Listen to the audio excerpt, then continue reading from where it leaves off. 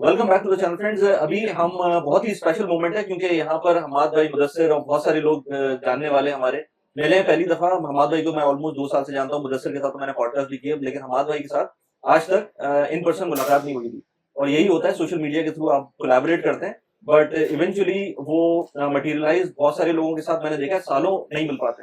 लेकिन आज इत्तेफाक से हमाद भाई हमारे साथ बैठे हुए हैं, मुदस्सिर भी साथ में है और अरसलान भी साथ में है। तो एक एक करके मैं इनका इंट्रोडक्शन करवाता हूँ। और थीम बड़े मजे की है। हम लोग अभी बैठे ही थे कैफे के अंदर, हमने सोचा कि इसको वीडियो स्टार्ट करते हैं क्योंकि हम जो बात करेंगे बेहतर ये है कि हम उसको कैमरे पे ले लें, क्योंकि इस तरह के मौके बहुत कम आते हैं और हम लोग फ्री फ्लोइंग जो भी बात होगी वो डिस्कस करेंगे। कैसे हैं अहमद भाई? बहुत शुक्रिया और बहुत ही खुशी हो रही है कि आपसे एक ताल्लुक बना सबसे पहले, उसके बाद हमारा एक बिजनेस रिलेशनशिप भी बना। हमने साथ अपनी मनी माइंडसेट एकेडमी पे आपने आके ट्रेनिंग की और मामला चलते रहे, लेकिन आज एक इत्तेफाकन जो है आपसे मुलाकात समझे बन गई, जिसे कहते हैं ना। हालांकि आप भी बहुत मसरूफ हैं और मैं यहाँ पे जाइटेक्स एग्जीबिशन में आया हुआ था, मगर बहुत शुक्रिया आप लोगों का और अरसलान का भी और मुदस्सिर का भी कि आज हम साथ बैठे हुए हैं और मजे की बातें। तो अभी पूछते हैं आपसे कि आप यहाँ क्यों आए हैं। मुदस्सिर की तरफ चलते हैं। मुदस्सिर कैसे हैं आप? अल्लाह का शुक्र, जबरदस्त पॉडकास्ट रही थी लास्ट टाइम जो हमने की थी यार, वो लोग 3-3 घंटे की पॉडकास्ट मुदस्सिर भाई ने निकाली, वर्ल्ड रिकॉर्ड कायम किया है। वर्ल्ड रिकॉर्ड कायम किया मेरे चैनल। वो दो फिल्में हैं जो 3 घंटे 10 मिनट की है, ठीक है ना। एक तो वही है अपना केट विंसलेट की, क्या था तो टाइटैनिक है, और एक हमारी फिल्म है शोले भी 3 घंटे 10 मिनट की है बगैर गानों के। सो क्या क्या अगेन मैं वही पूछूंगा कि आप लोगों का क्या नो, सो बेसिकली इंटरेस्टिंग है, ठीक है।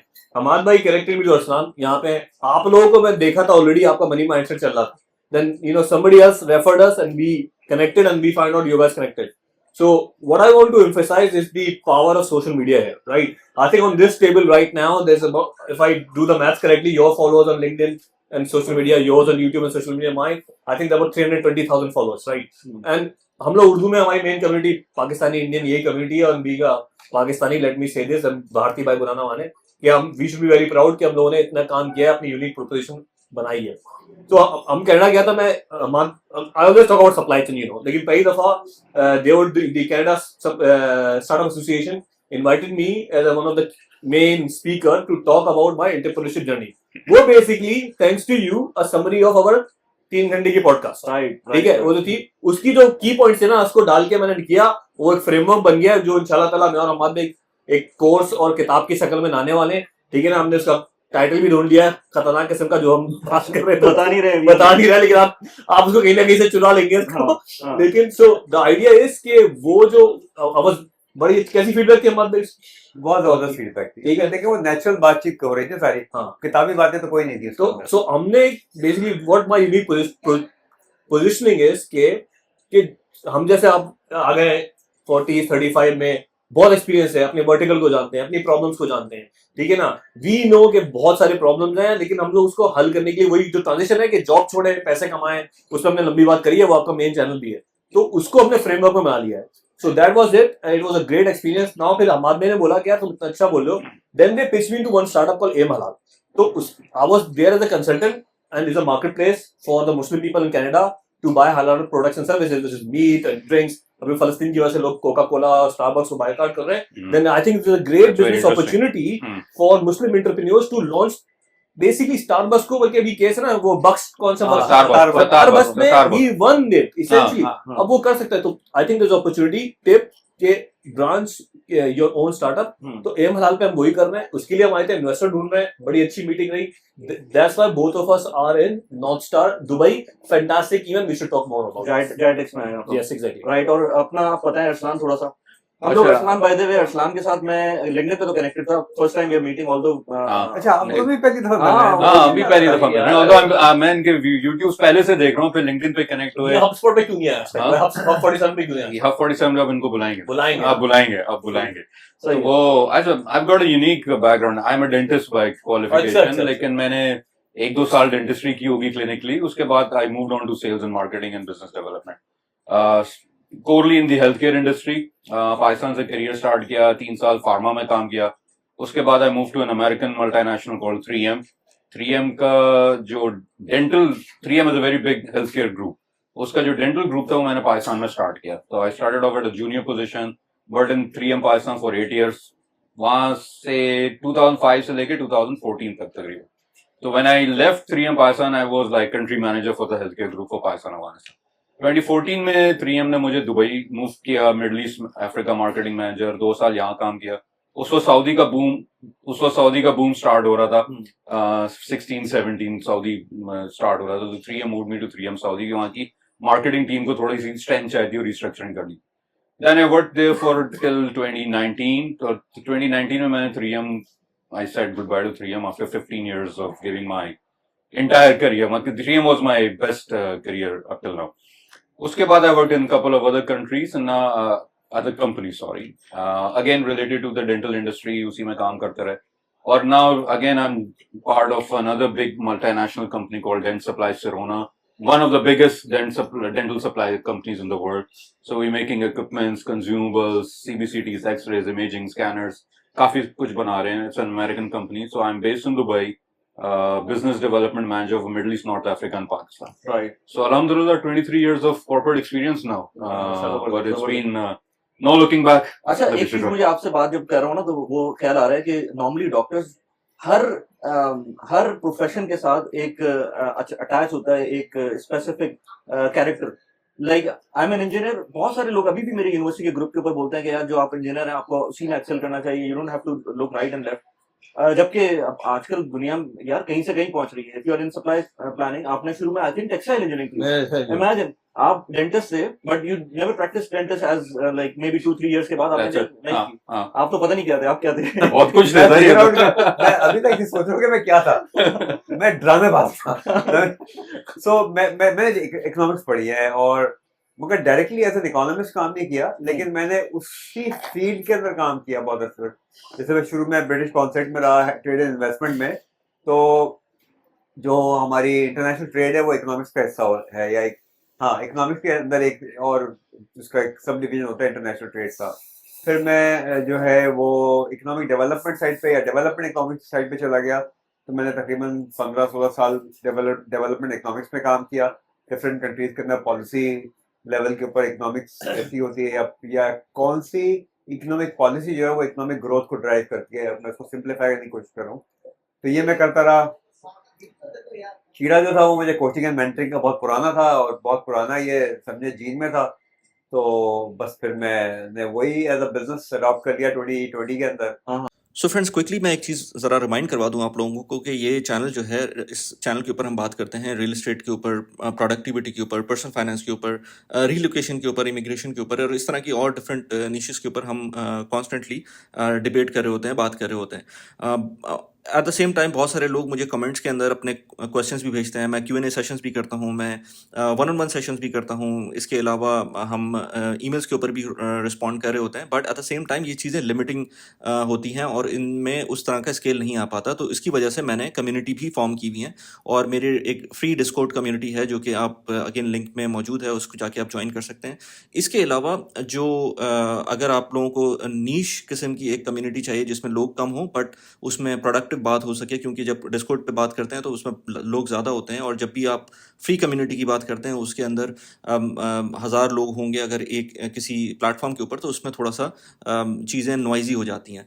तो व्हाट्सएप के ऊपर मेरी पेड कम्युनिटी है जिसकी अमाउंट ज़्यादा नहीं है, $13 पर मंथ के ऊपर उसकी अमाउंट है, और उसमें पूरी दुनिया से लोग हैं।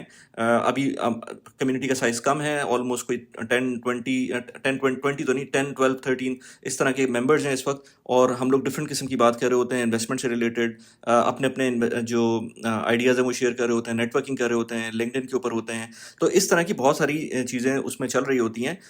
स्टॉक सिग्नल की कोई कम्युनिटी नहीं है। अगर किसी ने मुझसे 1-2 दफ़ा पूछा भी है तो मैं स्टॉक सिग्नल्स नहीं दे रहा होता, ना इस तरह की कोई कम्युनिटी है हमारी।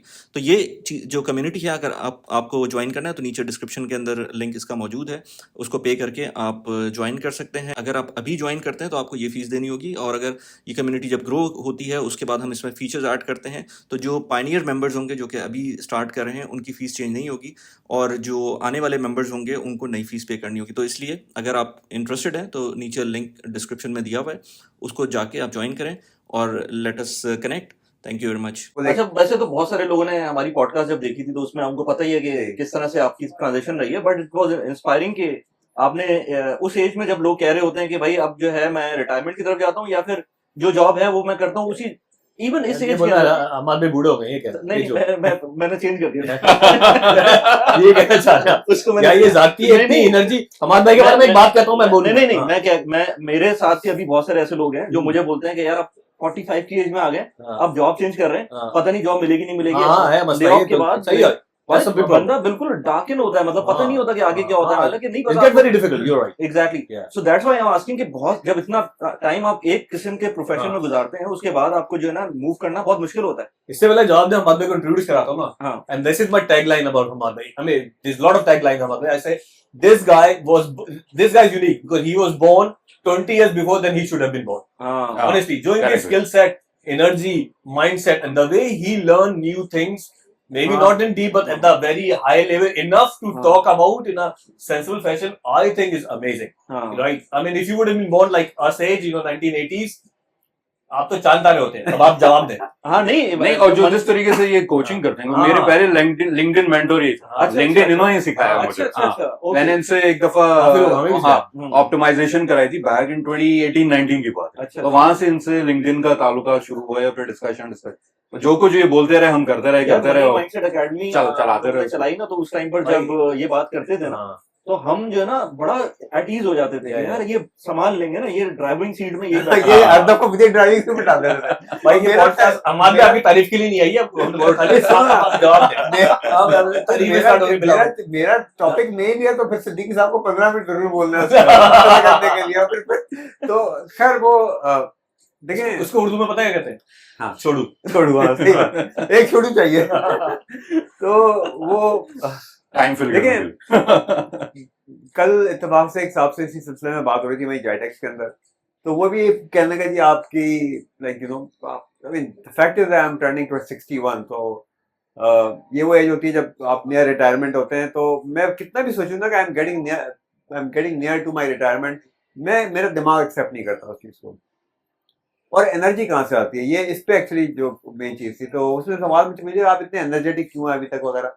जाहिर है क्योंकि देखता आदमी यही है कि 45 साल के बाद या 50 साल के बाद आदमी जो है एटलीस्ट वो नई चीजें करने को तैयार नहीं होता। तो मेरे दिमाग में अच्छा कुछ चीजें ऐसी होती है कि खुद ही आ जाती है दिमाग में। आप इसकी जो एक्सप्लेनेशन है, तो मेरे दिमाग में उसकी एक्सप्लेनेशन उसी वक्त आई और बाद में मैंने इसको रियलाइज किया कि जब मैं दोबारा सोचा तो यार वाकई बात तो सही है।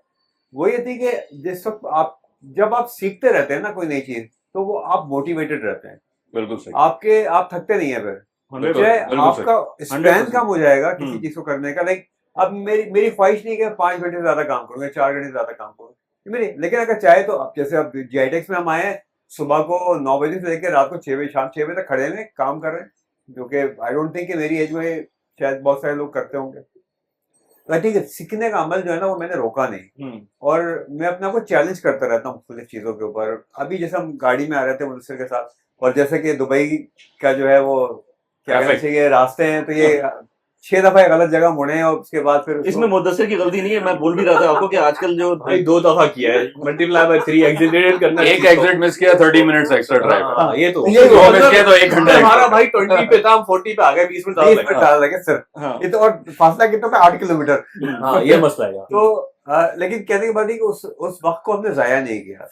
हमने उस वक्त पे हल्का सा म्यूजिक सुना, बैकग्राउंड में चल रहा था, मगर हमने एक नई प्रोडक्ट डेवलप नई ऐप हमने बेसिकली जो लिंक्डइन के साथ जो मसले हैं ना, जो लिमिटेशन कर रहे हैं, it's not a pitch but I think you can say that we figured out कि उसमें कम्युनिटी बिल्डिंग बहुत बुरी होती है लिंक्डइन पे, ग्रुप उनके बकवास है, न्यूज़लेटर चल नहीं रहा, ठीक है ना, ब्रांड बिल्डिंग हर कोई करना चाह रहा है, और जो आप जैसा बंदा मुझे बेसिकली लाखों आवर्स लगा कई 100 आवर्स लगा दिए होंगे कंटेंट पे, लगा दिए। हम लोग लिंक्डइन इन्फ्लुएंसर नहीं है। वो एक लड़की जो 6 महीने पहले स्टार्ट किया था, 3 वीडियो बनाई, उसको लिंक्डइन उसका टॉप वॉइस का ये क्या क्राइटेरिया, चीज मुझे भी समझ नहीं क्या क्राइटेरिया भाई, कंटेंट क्वालिटी भी अगर क्वालिटी भी नहीं। So anyway the point is we brainstorm कि हम उसको इस प्रॉब्लम के की फीचर्स को क्या करेंगे, but now we can't compete with LinkedIn. But हमने एक और भी चीज सीखी है कि अभी एक एंटरप्रेन्योरशिप हमने अपना किया था कि if you are launching a business, जैसे एस्टीम जो लॉन्च किया ना, मैंने कहा यार प्रॉब्लम सोल्यूशन प्रोडक्ट, ये एक typical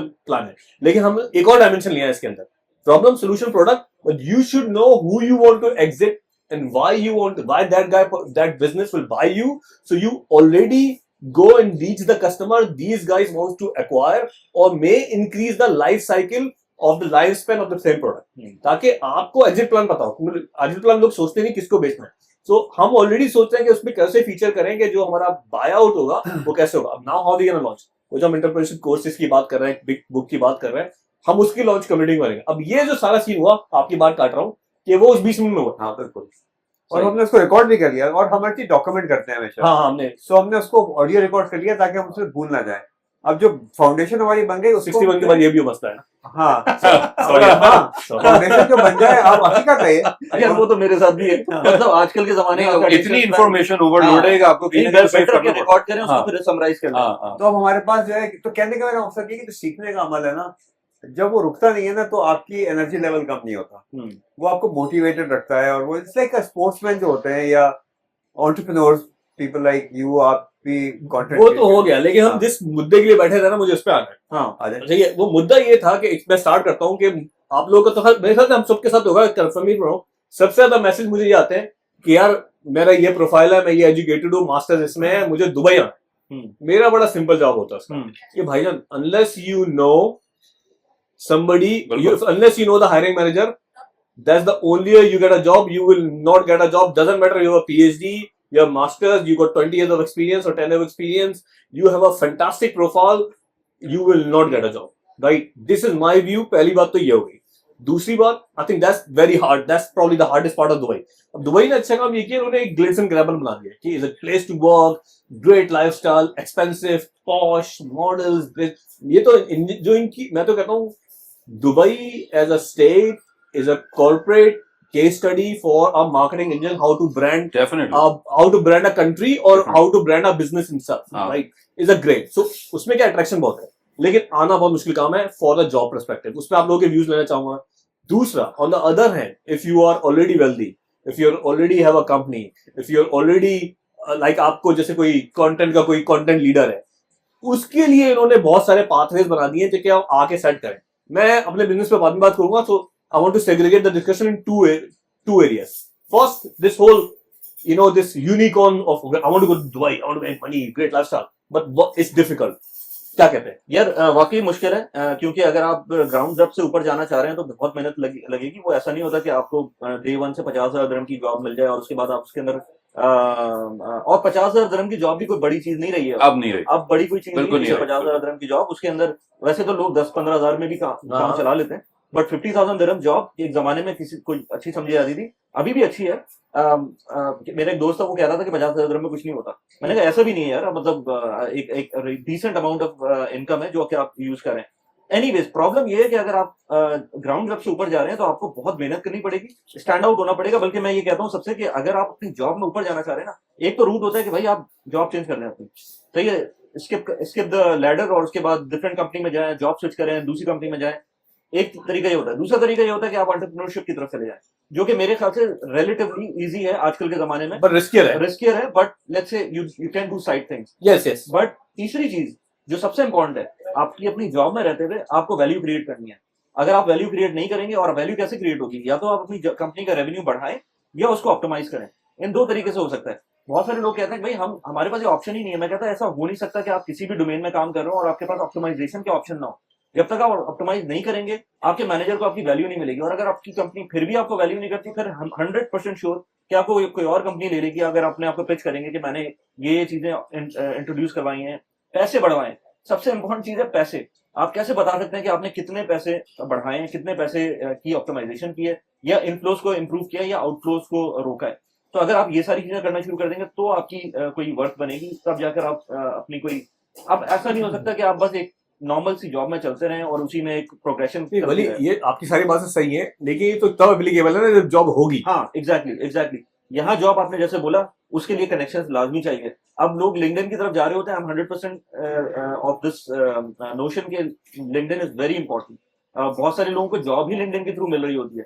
but at the same time आपको जो बंदा, जैसे आपने कहा कि जो हायरिंग मैनेजर है, दैट इज मोर इम्पोर्टेंट, या हायरिंग मैनेजर का मैनेजर, ये दो लैडर्स हैं जो आपको, आपका अगर चीफ भी आपको जानता होगा ना, तो शायद उस तरह से हेल्प ना कर सकते जिस तरह से आपका हायरिंग मैनेजर हेल्प कर सकता है.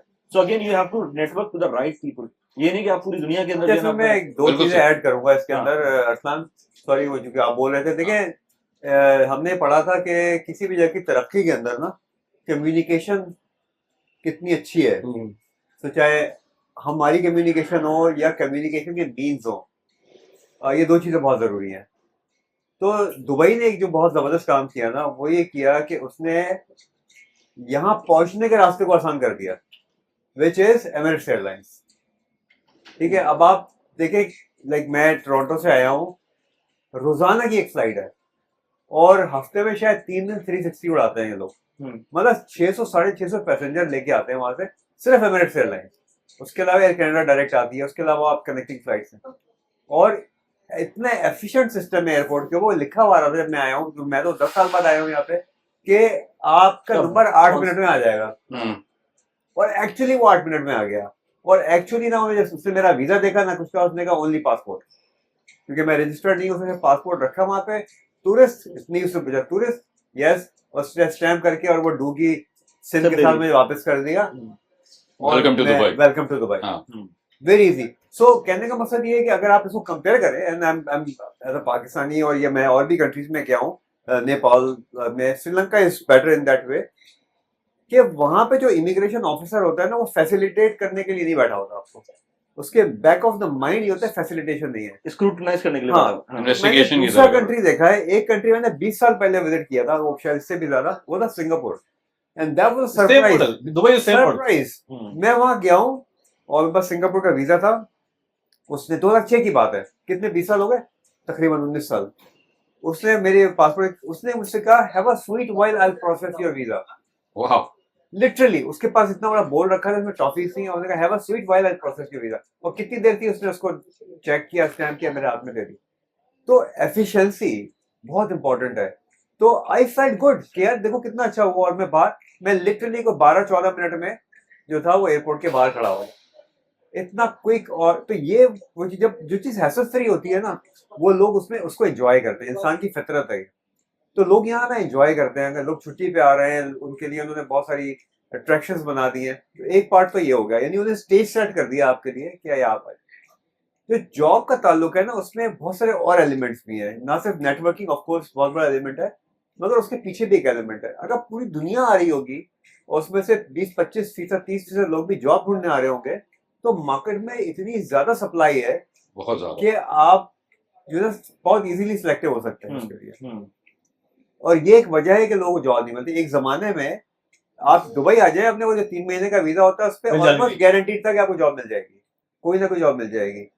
और जाहिर सी बात है, नो तो लॉन्गर स्टैंड आउट करना पड़ेगा आपको। No longer is the case. Hmm. अच्छा, दूसरा एक और चैलेंज ये होता है कि हमारे से कंट्रीज में जो लोग समहाउ पहुंच जाते हैं, वो विदाउट प्रिपरेशन आते हैं, लाइक उनके पीछे से इतनी प्रिपरेशन नहीं होती, जिसमें लोगों से बात करना पहले से, यानी प्री अपॉइंटमेंट सेट Pre किया हुआ हो, appointment से कुछ कोई चीजें ऐसी मैनेज चीज की हुई हो कि आके वैल्यू आप काम शुरू कर लें। वैल्यू की बात भी की हाँ, ना उसने, हाँ। What value do you bring as हाँ। A supply chain warehouse manager, what additional value do you bring. तो एक पॉइंट, लास्ट पॉइंट मैं बात करके करता हूँ। आप जो वैल्यू क्रिएशन की आपने बात की ना, लोग ये रियलाइज नहीं करते कि कितनी छोटे से काम से भी वैल्यू क्रिएशन हो सकती है। मैं इसकी एग्जांपल इस तरह से देता हूँ कि सन 2000 में जब मैं पहली दफा एज एन इमिग्रेंट कनाडा गया था थोड़े अरसे के लिए, तो उस दौरान में मैंने डेयरी क्वीन में काम किया, क्योंकि मैं 3 महीने के लिए तो वहां था, मुझे कोई ना कोई तो जॉब चाहिए थी। तो डेयरी क्वीन में मैंने काम किया, जो आइसक्रीम और बर्गर की शॉप है। तो वहां पे जो डिस्प्ले फ्रीजर थे, उसमें आइसक्रीम केक स्टैक हुए हुए थे। अब हमें क्योंकि कीड़ा तो दायरे कुछ और था, हम तो ब्रिटिश कॉन्सर्ट में काम करते थे किसी लेवल पे, तो चीजें देखने का, ऑब्जर्व करने का। तो मैं ये देखूं कि वो लोग आए और वो एक आदमी का काम दिन में ये है कि उसने सिर्फ आइसक्रीम केक बनाने हैं डिफरेंट टाइप के, और वो पीछे रखते थे, उसके अंदर जो उनका बड़ा फ्रीजर है वो जम जाते थे, उसको स्टैक करते थे। अच्छा, स्टैक वो ऐसे करते थे कि इस तरह स्टैक होते थे एक दूसरे के ऊपर, तो जो सामने वाला था वो तो बिक जाता था, पीछे वाला वहीं पड़ा रहता था, क्योंकि लोगों के पास इतना टाइम नहीं होता कि वो आके देखे आके कौन पीछे सा देखें, है। हाँ। नहीं कि उसने तो भाई पकड़ना है, निकालना है, किसी की दावत में जा रहा है, उसने आइसक्रीम केक लेके जाना है, that's about it. Ice cream cake is no fun, it's a gift. तो पीछे वाले वहीं पड़े हैं। तो 2 चीजें मैंने से आइडेंटिफाई की। मैंने कहा देखो, एक तो हम अननेसेसरीली अपनी मिल्क को जाया कर रहे हैं, क्योंकि हम बस ये just building the inventory, we are not selling enough.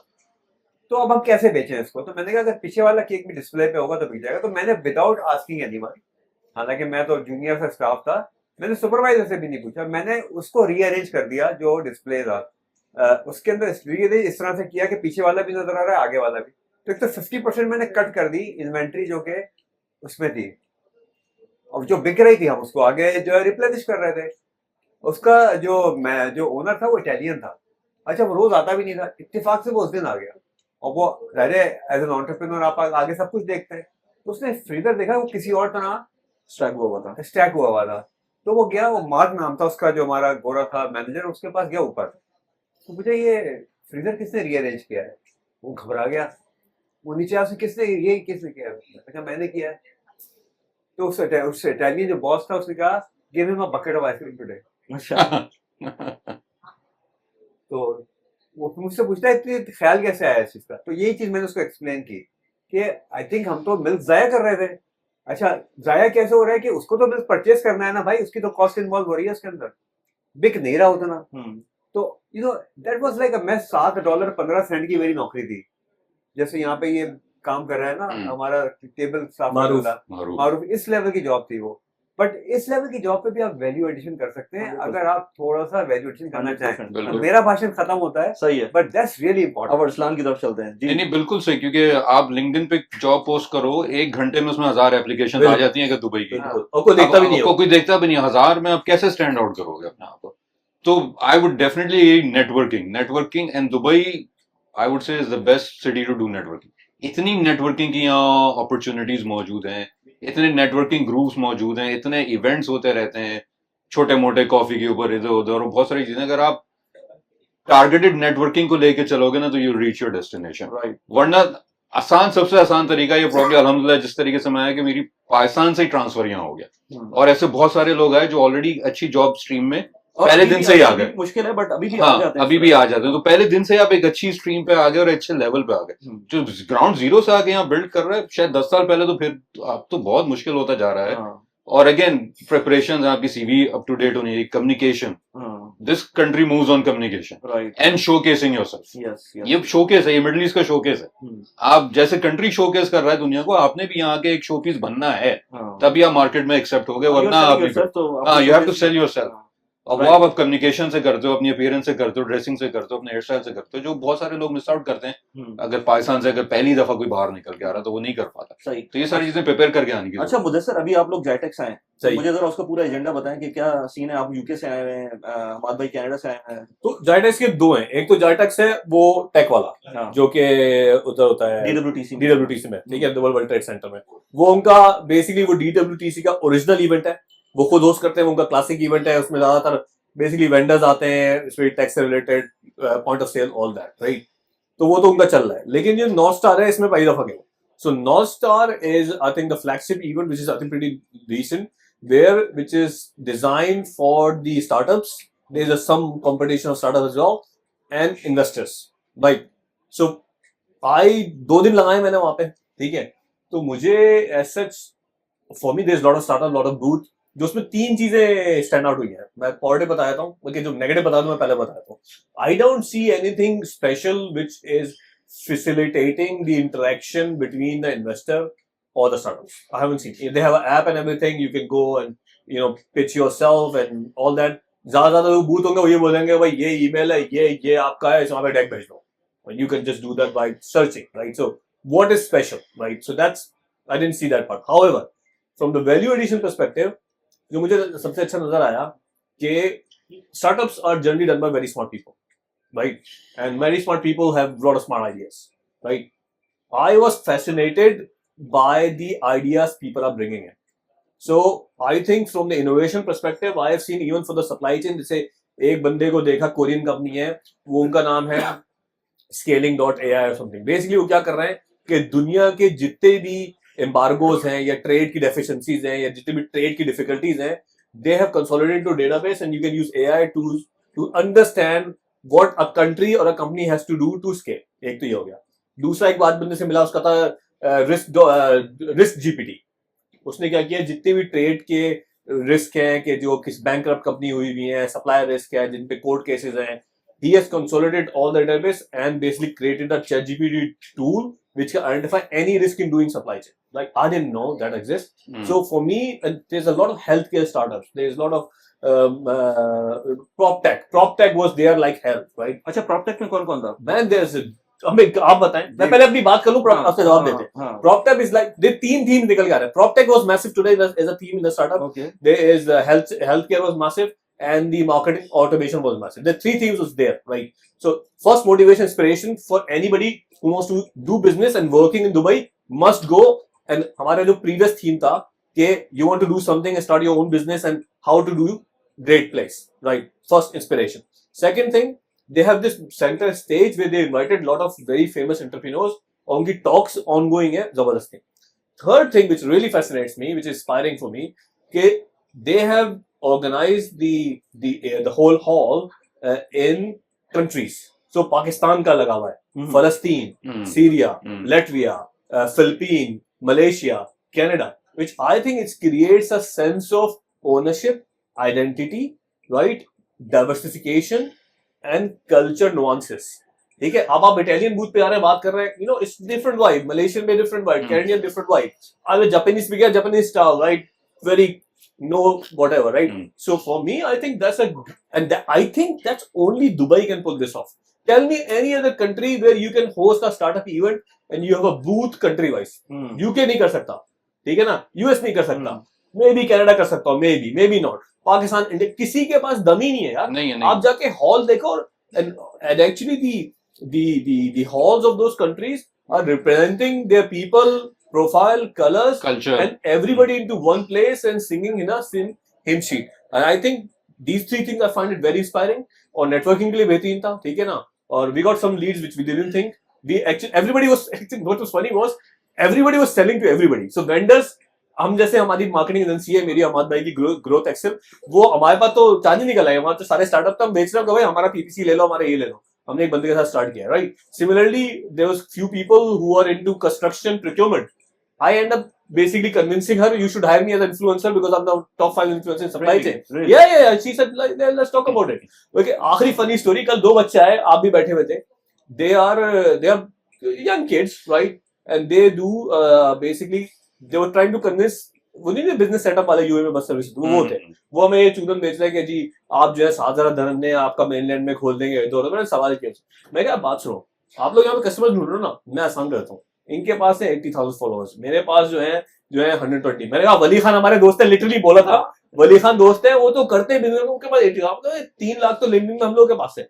हम अगर हमें आप पैसे दें $20,000 and we will get you more customers. हाँ ठीक है, उनकी ईमेल आ गई आज कि जी कैसे आप बात कराएंगे, कनेक्ट कराएंगे. अच्छा, very good. Right? So that's the long answer of that question. बात भी सॉल्व है. अंग्रेजी की एक अखबार जरिए बेसिकली हम आपको बेच रहे हैं आपकी मर्जी के बगैर, आपकी अप्रूवल लिए बगैर. हाँ ठीक है, ये होती है दोस्ती. तो ये नहीं कह रहे आप, ये देखो अगर मैं घुमाऊं इसी बात को, कंटेंट क्रिएटर हूं ना, कैपिटलाइज कर रहे हैं आपके ऊपर. तो ये ना the wheel which squeaks gets the grease. तो आई थिंक जो एंटरप्रेन्योरियल जर्नी है, या इवन अगर आप प्रोफेशनल करियर में भी हैं, अगर आप बैक ऑफ योर माइंड आपकी वांट और नीड की कॉम्बिनेशन नहीं होगी ना, तो कुछ भी नहीं होगा. बिजनेस में तो खैर ये बहुत ही ज्यादा है. मेरे लिए क्यों दुबई आया, आपको पता है मैं 10 साल के बाद दुबई आया हूँ. हाँ. और 10 साल में दुबई में एक मैसिव चेंज आया है. लाइक अगर मेरे पास कोई ड्राइव करने वाला, लाइक मुझसे मुझे ले आया या मैं टैक्सी में जाऊँ, मैं खुद नहीं यहाँ गाड़ी चला सकता. मतलब रास्ते बिल्कुल चेंज हो गए हैं, आउटलुक चेंज हो गई है, वर्टिकल जो बिल्डिंग्स थी वो बहुत ज्यादा हो गई हैं. रास्ते तो हर 6 महीने में चेंज हो जाते हैं. हाँ, तो ये तो चौरंगी 3 हफ्ते में गायब कर देते हैं. हाँ, हर 6 महीने में एक नई रोड निकलेगी. हाँ, अब वो तो कहने को सर ये चेंज है, और change is the only constant जिसकी वजह से आदमी आगे बढ़ सकता है. तो मेरे लिए एक मजे का एक मौका था, जो अपॉर्चुनिटी थी. तो हमारी जो कनाडा स्टार्टअप एसोसिएशन है, जो कैनेडियन स्टार्टअप, इसका मुझे थोड़ा सा बताएं, कैनेडियन स्टार्टअप. ओके, तो इसका बैकग्राउंड किस तरह से है कि आपको पता है, मैं जब मेरी जो पिछली जॉब थी उसमें वन ऑफ द कोर मेरा जो एक्सपर्टीज थी वो business not for profit develop करना थी, राइट फ्रॉम द स्क्रैच. और मैं यूएस चैम्बर ऑफ कॉमर्स से मेरे पास बाकायदा इसकी सर्टिफाइड क्वालिफिकेशन है. एक बड़ा लंबा सा प्रोग्राम था, मैंने किया था ट्रेनिंग का. तो मैं किसी भी जहाँ हम करते थे हम उस कंट्री में जाते थे, उसकी इकोसिस्टम देख के और जो लोग फैसिलिटेट करना चाहते थे उनको ट्रेन करते थे कि अब आपने कैसे बनानी है, चेंबर ऑफ कॉमर्स कैसे बनाना है, ट्रेड एसोसिएशन कैसे बनानी है, उसकी क्या वैल्यूज होनी चाहिए वगैरह वगैरह, उसमें हम उनको ट्रेन करते थे। तो फ्रॉम द कैनेडियन पर्सपेक्टिव हमें जो चीज महसूस हो रही थी वो ये हो रही थी कि वहाँ पे जो इमिग्रेंट स्टार्टअप्स हैं वो प्रीटी मच अंडर रिप्रेजेंटेड है, क्योंकि वही कल्चरल डिफरेंसेस आ जाते हैं और बहुत सारी और चीज़ें आ जाती है। और Canada being a very large country, उसकी कनेक्टिविटी का बहुत बड़ा इशू है। मैंने शुरू में भी कहा कि आपको मुझे एक कोने से अगर दूसरे कोने से GTA में जाना हो, मुझसे को पता है एक दफ़ा ये मिल्टन में ठहर गया कि मैंने कहा यार तू भाई मुझसे जो ना 25 मिनट और फासले के ऊपर हो। हालांकि इनके लिए शायद वो इतना विजुअली रिलेट नहीं कर पाए नहीं होंगे। होगा। हाँ, रिलेट नहीं कर यार पाए। मिसिसागा के कोने पे ही तो है। हाँ, मैंने कहा हाँ। भाई तो मिसिसागा के कोने के 25 मिनट। तो एनीवेज कहने का मकसद ये कि इतना बड़ा है कि आप एक स्ट्रेच के ऊपर 4/7 पे तकरीबन 2.5 घंटे चलते रहेंगे ना तो भी GTA खत्म नहीं होगा। अच्छा 110 की स्पीड के ऊपर। तो Alright. ये तो एक स्ट्रेच इतना बड़ा है। अच्छा, ये आप सिर्फ एक बात कर रहे हैं, फिर उसके बाद डिफरेंट इकोसिस्टम्स हैं तो डिसकनेक्टेड है या डिसइंटीग्रेटेड है। तो व्हाट वी थॉट कि can we create an organisation which is a not for profit and could integrate all these ecosystems. And it's not an easy task, it's very difficult, क्योंकि जो countries इस तरह से develop हो रहे होते हैं ना वहाँ पे काफी आइसोलेशन होती है, लोग बहुत प्रोटेक्टिव होते हैं अपनी, उसके लिए वो लाइक इतनी जल्दी खुलते नहीं है। But we started almost 2.5 years ago। और तो ये गवर्नमेंट से रिलेट है नहीं। या कुछ भी नहीं है, private it's a private, not for profits are always private. Okay तो वो इसके डिफरेंट मॉडल्स हमने टेस्ट किए और अल्टीमेटली जो हमारा ये इमिग्रेंट स्टार्टअप वाला मॉडल था that has become the real successful model. और पिछले साल हम जो है वो प्राइवेटली फंडेड 7 स्टार्टअप्स लाए थे एक्सपर्ट नॉर्थ स्टार में, और जो कि हब 47 के बारे में बताइए कुछ जो कि फैसिलिटेट किया था, और हमारा एक MOU भी पे साइन हुआ है 47 के साथ। अच्छा जी जी। हाँ, लास्ट ईयर साइन होता है। और- बताता हूँ मैं भी। हाँ, तो इस दफा अल्हम्दुलिल्लाह हम लोग 24 कंपनीज हमारी टोटल थी, एक बाद में नो शो हो गई, लेकिन वो 24 कंपनीज ने साइन अप किया to come as a delegation हमारे पास यहाँ एक्सपर्ट नॉर्थ स्टार के अंदर। तो ये कुछ बैकग्राउंड है कि मेरी क्या वजह बनी यहाँ दुबई आने की। तो नहीं, So अभी ये- इससे पहले कि आगे जाए हाँ। आप सब जरा फ्यूचर एस्पिरेशन बता दें, वो बड़ी इंटरेस्टिंग है। अच्छा, इसमें इसके अलावा फ्यूचर एस्पिरेशन के अलावा आप लोग अपनी स्टार्टअप को पिच करने यहाँ पर आए ताकि इन्वेस्टर्स यहाँ से लें। सो स्टार्टअप्स के लिए बेसिक आइडिया ये था कि अभी क्या होता है, हमें आज के दौर से देखना चाहिए। होता ये है कि America is the nearest for any Canadian company. Visa नहीं है, अगर आपके पास सिटीजनशिप है यू कैन ट्रैवल। और अपेरेंटली लगता ये है कि वो उनके पास पैसे बहुत ज्यादा है, यानी स्टार्टअप को पैसे रेस करने का काफी सारी चीजें। फंड पूल सबसे बड़ा उधर ही है ना। बट द रियलिटी इज कि the fund pool is big, मगर कंपटीशन भी बहुत ज्यादा हाँ हाँ, तो स्टार्टअप्स तो- की जी। नंबर भी तो उतने ही है। वेरएज जो इनोवेशन की एक्सेप्टेबिलिटी है वो मिडिल ईस्ट में बहुत ज्यादा है इस वक्त पे। बिल्कुल है। प्राइवेट ऑफिसेज हैं और लोग बड़े ईगर है रिस्क लेने के लिए, तो दैट्स वन फैक्टर। दूसरी चीज नो, ईगर रेस लेने के लिए only you should be able to prove you have a traction in USA. हाँ क्वेश्चन मार्क। नहीं वो ठीक है, लेकिन बात ये है कि वो तो आप देखें ना जितने भी स्टार्टअप होते हैं कैनेडियन स्टार्टअप, वो कुछ ना कुछ ट्रैक्शन सबसे पहले नॉर्थ अमेरिका में बिल्ड करने की कोशिश सही करते है। हैं, which is- नेबरहुड है ना, makes sense also। हाँ, मेक सेंस। ताकि आप नेबरहुड वही है। लोकल यूज हो गए, वो तो कोई इसमें दो राय नहीं है। तो ये भी अच्छा। उसके अलावा फिर इंडियन पाकिस्तानी वेंचर कैपिटलिस्ट बहुत ज्यादा हैं जो, और दूसरी कंट्री से भी हैं। तो ये एक इसका बैकग्राउंड था थोड़ा सा। अब कंपनीज को क्या चाहिए होता है, कंपनीज को चाहिए होता है एक्सपोजर। देखिए कोई भी एंटरप्रेन्योर जो है पैसे रेज कर सकता है, पैसे जाया कर सकता है, प्रोडक्ट डेवलप कर सकता है, सब कुछ हो सकता है जब उसके पास एक्सपोजर हो। तो हमारा काम ये था कि हम उनको एक मार्केट का एक्सपोजर दें, और एक छत के नीचे जब 100 कंट्रीज बैठे हुए हों और 1000 से ज्यादा इन्वेस्टर्स बैठे हुए हों और वो लोगों से बात कर रहे हों, जैसे आपने बहुत सारी चीजें पिक की, मैंने चीजें पिक की, वो सारा एक एक्सपोजर है जो किसी भी यूएस की इवेंट में नहीं मिल सकता, किसी भी कैनेडियन इवेंट में नहीं मिल सकता। जो कनाडा का सबसे बड़ा इवेंट होता था स्टार्टअप का, उसका नाम था कोल्यूजन, जो कि अब खत्म हो गया। Collusion is no more. Collusion के अंदर आप का फुट ट्रैफिक था वो इसके एक्सपर्ट नॉर्थ स्टार के मुकाबले में शायद 10% हो, शायद। दूसरी बात ये है कि आप मुझे बताइए कितने लोग, अगर आज एज अ स्टार्टअप्स आप एक कंट्री 100 स्टार्टअप लेके आना चाहता है कनाडा, उसको कितनी डिफिकल्टी होगी to get the visa. enormous. आप दुबई आना है तो अगर आप Oh, foreign. कैनेडियन सिटीजन तो आपको कोई जरूरत ही issue नहीं है. हाँ. So the accessibility is amazing. Hmm, और 100 कंट्रीज आ रहे हैं, तो आपकी जो cross Reach. Fertilization of ideas और जो आपकी आउटरीच है वो पर्सपेक्टिव चेंज हो जाता है कहने के मतलब ये है. राइट. तो ये इसका एक जो था ना, जो आपके सवाल का सवाल का लंबा जवाब था, हाँ, वो ये था कि हम एक्सपोजर देना चाहते हैं उनको ज्यादा से ज्यादा कैनेडियन स्टार्टअप्स को. Canadian startup. सही सही सही. अल्टीमेटली गोल ये है कि हम देखिए money attracts lot of opportunities हाँ. खुद ब खुद. Of course. तो हम एक ऐसा इकोसिस्टम का हिस्सा बन जाएं जहां पे हम एक अपना वेंचर कैपिटल फंड कायम कर सकें, और जिसके जरिए जो है वो उन स्टार्टअप्स को, जो कि हमें तो बहुत सारे स्टार्टअप नजर आ रहे हैं जिसमें बहुत पोटेंशियल है, क्योंकि हम उनके साथ काम कर रहे हैं, या अभी मुदस्सिर ने देखा तो उनको 23 में से 3-4 में बहुत पोटेंशियल नजर आया. So if he has money और ये इंटरेस्टेड हो तो उसमें क्या, ठीक है इक्विटी दे तो हम डाल देते हैं इसके अंदर $50,000, $1,00,000, $2,00,000. तो दैट्स द इवेंचुअल गोल कि क्या हम कोई ऐसी चीज कभी बना सकेंगे. अब तक उससे भी एक बड़ा गोल है. वो बड़ा गोल जो है ना वो मेरी, क्योंकि वो पॉलिसी साइड के ऊपर है, वो ये है कि क्या कैनेडियन गवर्नमेंट स्टार्टअप्स के लिए इनेबलिंग पॉलिसी एनवायरनमेंट क्रिएट कर सकती है, नहीं कर सकती. क्योंकि अभी तक जितनी भी बात होती है वो सिर्फ बड़ी कंपनीज के लिए होती है. जो रिप्रेजेंटेशन है वो बड़ी कंपनीज की है. 10-12 यूनिकॉर्न है, उनकी रिप्रेजेंटेशन सकती है. मगर वो जो अंडर रिप्रेजेंटेड स्टार्टअप है जो कि स्टिल 2-3 लोगों के लिए जॉब अपॉर्चुनिटी क्रिएट कर रहा है, Exposure तो उनको पोटेंशियली उनकी तो आवाज वहां तक नहीं पहुंचती. हाँ. So this is one thing that we have started already. We are talking to government and through our network वो सारी चीजें, कुछ बातचीत चल रही है. दूसरी चीज ये है कि build a cohesive ecosystem rather than a disintegrated ecosystem in Canada, and reduce the concept of competition and kind of induce the concept of collaboration.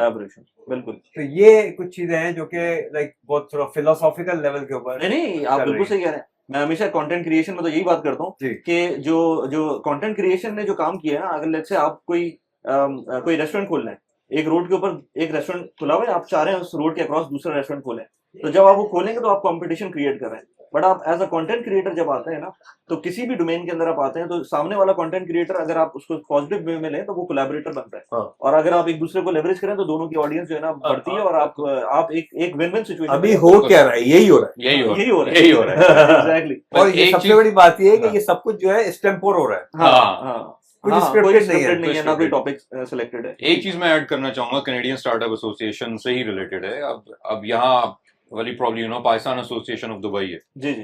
उसका एक इनिशिएटिव है हब 47 के नाम से. Hub 47 is a platform for Pakistani entrepreneurs based in UAE, Pakistani startups based in UAE.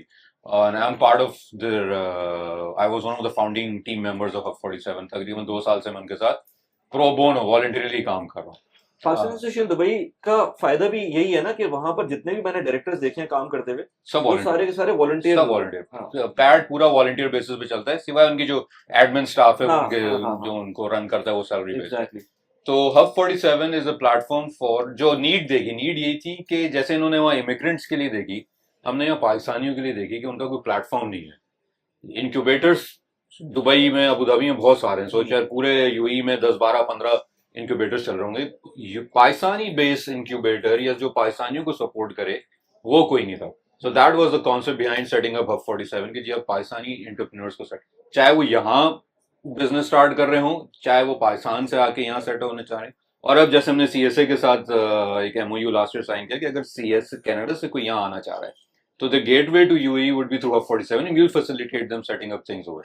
अच्छा, this is not company setup वाला system नहीं है वो. तो पहला शर्त ये कि आपकी कंपनी यहाँ मौजूद होनी चाहिए. तो अगर कोई कंपनी आ रही है, स्टार्टअप आ रहा है, तो उसका ऑलरेडी एक रजिस्टर्ड ऑफिस यहाँ होना चाहिए, लाइसेंस होना चाहिए उसके पास. फिर ही कैन गेट इनरोल्ड. पे हमारे कोहॉर्ट्स रन होते हैं. वी रन 3 months कोहॉर्ट जिसमें हम उनको पूरी एक सिलेबस के थ्रू लेके चलते हैं. इसमें मेंटोरिंग सेशंस हैं, कोचिंग सेशंस हैं. एक सेशन माद भाई से भी हमने कराया था.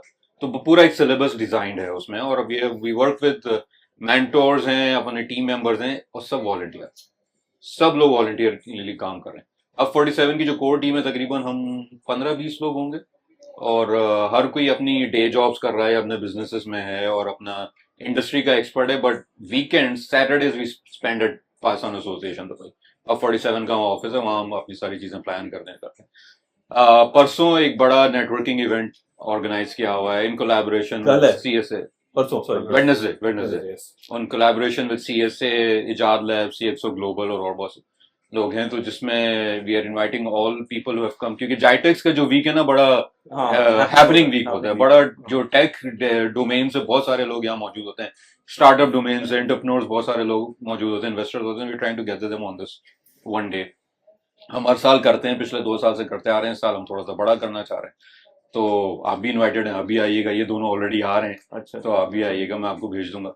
So that's what Hub 47 is. So that's a voice for a platform for Pakistani entrepreneurs. So it's not an incubator, it's not an accelerator. It's like an accelerator. It's like an It's accelerator. like an accelerator. So what is the value? So अभी जितने भी हम लोग के सुन रहे नाजरीन, तो उनके लिए टॉप 3 टेक अवेज क्या होंगे या बेनिफिट्स क्या होंगे?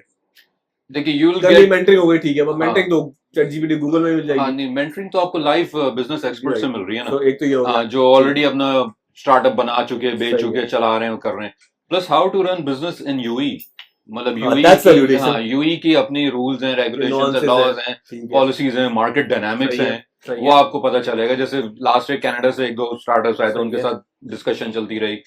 पाकिस्तान से लोग आते हैं, बड़े एम्बिशियस बच्चे आते हैं, बड़े एम्बिशियस स्टार्टअप्स आते हैं, लेकिन यहाँ का उनको नहीं पता होता, तो वो सारी आप उनको वैल्यू ऐड करते हैं। और वो जो सिलेबस डिजाइन हुआ हुआ है 3 months का, दैट्स वेरी, इट्स क्वाइट तो इंटेंसिव। वो भी हाँ। फ्री ऑफ कॉस्ट है? वो भी free of Free of cost. वो भी फ्री ऑफ कॉस्ट है, अच्छा, मतलब इनक्यूबेटर सॉरी स्टार्टअप से कुछ चार्ज नहीं किया जा रहा।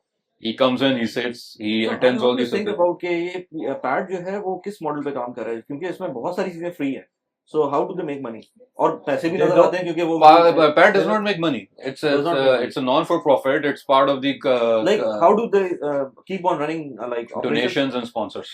अच्छा अच्छा, Donations, इनके donors बहुत बड़े बड़े हैं, पैड के अपने donors बहुत बड़े बड़े हैं, all big, quite big names, और one of the donors helped us set the Hub 47 जो हमारा ऑफिस था, वो नहीं, तो सारी चीजें थी। और फिर अब हम स्पॉन्सरशिप्स पे, मेंबरशिप्स पे, वो सारी चीजें हम देखते हैं। that's great. हम्म। वो जो आपके डोनर्स हैं और जो माशाल्लाह अमीर लोग हैं जो हेल्प कर रहे हैं, why don't we put together a fund for those startups as well? वो भी किया जा सकता है, वो भी किया जा सकता है। कोई एक अभी जैसे जो हमारा पहला कोहॉर्ट ग्रेजुएट हुआ, वो हमने लास्ट मंथ उसकी वो पिच डे रखी थी, डेमो डे होता है, तो we got some investors from the market. 2 investors में से हमारे डोनर्स भी थे, जो आके वो इन्वेस्टर, जो जजेस उसमें बैठे, जजेस ने, हम इन्वेस्टर्स नहीं बोलते, उनको जजेस बोलते हैं। शार्क टैंक का टाइप की चीजें कोई है? नहीं, वो आप 3 months के कोहॉर्ट गुजरता है, फिर हम एक डे रखते हैं जिसमें आके वो डेमो करते हैं टू द इन्वेस्टर, जजेस, वी कॉल देम जजेस, नॉट इन्वेस्टर, क्योंकि legally we fall under the policy of community development authority of Dubai, CDA कहलाती, तो उसमें हम कोई फाइनेंशियल ट्रांजैक्शंस नहीं कर सकते। अच्छा। हम सिर्फ स्टार्टअप और इनक्यूबेटर को कनेक्ट करा रहे, फाइनेंशियल डिस्कशन उनके अपने, हम बस वो एक डेमो डे करके उनको कनेक्ट करा रहे हैं। उसके बाद अगर कोई इन्वेस्टर समझता है या जज समझता है कि this is startup good for me, he will connect them on the side and they will, और उसकी जो भी इन्वेस्टमेंट हो रही है उससे भी Hub 47 को कुछ नहीं मिलता। तो अभी जैसे बाकी इनक्यूबेटर्स उसमें से अपनी कुछ परसेंटेज भी लेते हैं, अगर आपका हमारे थ्रू फंडिंग मिल गई तो विल टेक 2-3%। You should. हाँ, It's pretty regular. अभी नहीं दे सकते क्योंकि इसमें रेगुलेशन के, it's part of the community development authority, तो वो उसमें हम ये वली भाई के थ्रू वाइट कर ले। लेकिन but we are working on it कि हम इसको शायद प्रॉब्ली नेक्स्ट ईयर तक एक अलग लीगल एंटिटी बना के अलग बना दें, ताकि कमर्शियल तरीके से। ओपन एआई को उन्होंने प्रॉफिट कर लिया, वो बना के हमेशा से बोलते रहे, सब लीगल है, वो तो व्हाट्सएप भी हमेशा से कहा था ना कि हम जो है ना इसको रखेंगे नहीं, कोई तो इवेंचुअली उस मॉडल पे जाना पड़ेगा, लेकिन 2 साल में हम उसको यहाँ तक लिए हैं, आगे भी देखेंगे। अच्छा, मैंने ये देखा है कि जो है ना जब तक आप मोनेटाइजेशन के एस्पेक्ट लेके नहीं आते ना, तो बहुत मुश्किल होता है कैरी ऑन करना। डोनर्स, बड़ी बात है कि डोनर्स काम कर रहे हैं, स्पॉन्सर्स इस तरह से चल रहे हैं, but it's very difficult to run anything. उस पे मुझे हैरानगी की बात ये है कि जितने भी आप बड़े बिजनेसेस ले लें, लूलू मार्केट ले लें, लाइफ फार्मेसी ले लें, सब इंडियन चला रहे हैं। कौन से भी लोग हैं जो हमारे पाकिस्तानी बिजनेस चला रहे हैं, ये बताएं। कोई भी नहीं है ना, कोई भी नहीं। आप यहाँ दुबई की मार्केट, मैं तो कहता हूँ एजेंडा ये रिटेल, हेल्थ केयर, सब आपके ये इंडियन, मैं तो कहता हूँ एजेंडा ये होना चाहिए। आई think the only one I can think of pure health की जो फाउंडर CEO वो पाकिस्तानी था, लेकिन but again she the co-founder and I think one of the founder Pakistani, but they are excellent investors, that they are the only one I know। Covid में उनको Covid में शानदार हो मिला, लेकिन अभी वो मुबादला का हिस्सा, मुबादला ने उनको ले लिया। So the thing is, I think one of the inspiration would be is to create another life pharmacy, right? Another Lulu markets and all that, right? That should be the हैं पाकिस्तानी बिजनेसेस हैं इस level पे, Yeah, लेकिन but उस nowhere level पे close, नहीं गए, nowhere हाँ, उस close. लेवल देखिए पे नहीं गए। विजन No, बहुत no. उस डिफरेंट लेवल पे है। नहीं गए। मैं आपको बताऊं क्योंकि देखिए मैंने दुनिया में इतनी जगह काम किया, जो भी बिजनेस आप से जो मॉडल आपका है ना, वो विद ऑल द रेस्पेक्ट दुनिया में बहुत सारी चैरिटीज काम करती हैं और बड़ी बड़ी चैरिटीज है। This a charity model. हाँ A charity model is not sustainable, unsustainable. exactly. हाँ, हाँ, बिल्कुल This is बिल्कुल what सही कह my रहे point नहीं, was. उसकी एक और भी, sorry for cutting you. I think charity model does not provide value to the people Exactly. even they are trying to do charity मैं for. वहीं आ रहा हूँ। I और don't think वो so. फ्री में आके बैठ जाएंगे ना तो वो वैल्यू लेके नहीं हाँ, जाते। exactly. हाँ, वो पे करके आके Yeah. बैठेंगे तो वो वैल्यू लेके, देखिए वो लोग- वैल्यू को फील करेंगे। Exactly. वो हाँ, लोग जिसने आके आपसे बेनिफिट लेना है ना, हाँ, वो भी शायद चाय पीने के लिए आ जाए वहाँ पे, Exactly. ठीक है ना, तो वो तवज्जो नहीं देगा। सो हमें ये सोचना कि यार कोई आएगा नहीं, लाइक शुरू में Ending is उम्मीद a- यही होता है ना कि जी अगर हमने फीस चार्ज की इस चीज की तो कोई नहीं आएगा, तो ठीक है नहीं आएगा, किसी का ना आना बेहतर है इसके बजाय कि हम फ्री में टाइम फ्री में टाइम अपना बिल्कुल। भी जाया करें और बिल्कुल फ्रस्ट्रेट हो। बिल्कुल सही। मैं फ्री वेबिनार करता हूँ अपनी पाइपलाइन बिल्ड करने के लिए। अब वो इतना टाइम हो गया तो चले ठीक है, मेरे पास लोग आ जाते हैं, बट मैं आपको बताऊं उसमें से 99% लोग जो है ना वो कभी वापस नहीं आते। 99%। इसका मतलब ये कि आपके जो पैसे जो वो इन्वेस्ट कर रहे हैं, that money is actually being wasted. अगर आप उस पर्सपेक्टिव में उसको Right, देखें, right, वो तो अपनी तरीके से कम्युनिटी सर्व कर रहे हैं, आप लोग इतनी मेहनत कर रहे हैं, बट अगर आपको वो स्टार्टअप या एक या दो स्टार्टअप किसी तरीके से रेवेन्यू जनरेशन में नहीं आता या स्केल नहीं कर सकते, तो in fact whatever money you have invested, whatever energy you have put into that is gone wasted. उससे बेहतर ये नहीं कि आप 3 या 4 या 5 लोग उठाएं, उनको आखिर तक लेके जाएं हाँ। और इवेंचुअली उनको इस काबिल कर दें कि उनको कोई फंड करे। और ये वो कॉन्सेप्ट है जो कि जिसके मैं जब पाकिस्तान में था तभी मैं इसके ऊपर बात करता था। Something that I hate is called pitch competition, particularly जो सुपरनोवा वगैरह बड़े पिच कंपटीशन है, इसमें लोग एक्चुअली विन करके जाते हैं। ये बच्चों को लाते हैं, आप यूनिवर्सिटी के स्टूडेंट बड़ी मेहनत करते हैं, वहां के आप उनको पिच कंपटीशन में लेके आते हैं, आखिर में उनको भाषण देके आप फारिग कर देते हैं। हाँ, यार what are you doing, you are demotivating them. हाँ, हैंड होल्ड करें ना उनको। एक बहुत बड़े बिजनेसमैन है कराची के अंदर, वो बहुत जमाने पहले की बात है, ये मैं पुराना आदमी हूँ तो पुरानी बातें आ जाती हैं, तो नाम नहीं लूंगा उनका, उनसे बड़ी दोस्ती है, बड़ी नहीं रहने दे। तो वो जो है मेरे साथ बैठे हुए, Pasha Pakistan software house association का जो है वो एनुअल इवेंट होता है जिसमें पिच कंपटीशन भी था। तो शाहजहां वाला है, शाहजहां वाला, शाहजहां से बहुत पहले की अच्छा। बात है। तो उस पिच कंपटीशन में एक लड़के ने जो है वो एक ऐसा गेम बनाया था, क्रिकेट का गेम था एक्चुअली, जिस तरीके से आप बनाते हैं ना 3D के अंदर ये वो कि आप खेल सकते हैं उसको, वो इतनी पहले की बात है। तो उसने वो बनाया था, उसने उसको डिस्प्ले किया सारी चीजें, तो वो मेरे बराबर बैठे थे जिससे आप बैठे थे। तो कहने लगा यार इसने एक चीज तो बड़ी जबरदस्त बनाई है, ये बनवाई हमारे। तो मैंने कहा सेठ तो इसमें लगाओ ना पैसे, खरीदो इसको पैसे दो, 2-4 करोड़ रुपए ताकि इसको डेवलप करे। कि यार ये मसला यही है यार साहब, अपने को ये बात समझ में नहीं आती। तो मैंने कहा इसकी तारीफ करने का भी क्या फायदा है, क्या हुआ? तो आप तो कोयला इंपोर्ट करोगे, शिप कोयले का इंपोर्ट करके अगले दिन कोयला बेच के पैसे निकाल लोगे। भाई अगर आपने वो ट्रेडिंग माइंड इंडस्ट्री को डेवलप करना है या टेक्नोलॉजी को डेवलप करना है, इनोवेशन को लेके आना है, you have to put यार, that money into it। Sorry मुझे पता है टाइम कम है, मैं एंड की तरफ लेके जाना है, ठीक है, लेकिन मुझे ये उठाना है क्योंकि ये मुझे नहीं पता ये 4 माइंड दोबारा कब मिलेंगे, बहुत मुश्किल है, लॉजिस्टिकली मुश्किल है, बिल्कुल ठीक है। ऑनलाइन मिल सकता है। मैं वही वाइज से स्टार्ट करूंगा and it's a policy question actually. आपकी बहुत एजुकेशन है, आप बहुत आपके इंटरव्यूज में देखें बहुत आला लोगों से बात करते हैं। आपने एक शार्क टैंक का एक जज भी है, उसको भी बुलाया, जुनैद, मतलब ये लेवल है माशाल्लाह। जुनैद भी बहुत अच्छा ठीक है, आपने मुझसे बात किए हुए, हमारे पास CNBC में होता था ये। अच्छा जबरदस्त बंदा है, ठीक है, बहुत तो उसको कनेक्ट कराए ना जरा, सप्लाई चेन शो पे लेकर आए, एनीवे बात करते हैं, बड़े आदमी हो गए, ठीक है, उसको लाएंगे 47 पे। सब 47 की आप भी बात कर रहे हैं। हाँ। मेरा सवाल ये है कि Indians are going again, I am actually envy Indian manufacturing. मैं तो मेरी कंपनी ऐसी मिली की बिगेस्ट मार्केट एक्चुअली इंडिया है, वो वेरी सिंपल रीजन। मोदी साहब को आप कुछ भी कह रहे हैं, पॉलिटिकल रीजन, रिलीजियस रीजन, एक काम उन्होंने टाइट किया है। वो आए थे फर्स्ट टर्म में, उन्होंने बोला था कि we want to convert our economy GDP which is highly much agriculture dependent to और टेक डिपेंडेंट और आईटी डिपेंडेंट टू मैन्युफैक्चरिंग, और उसने मेक इन इंडिया, और उसने वो कर दिया।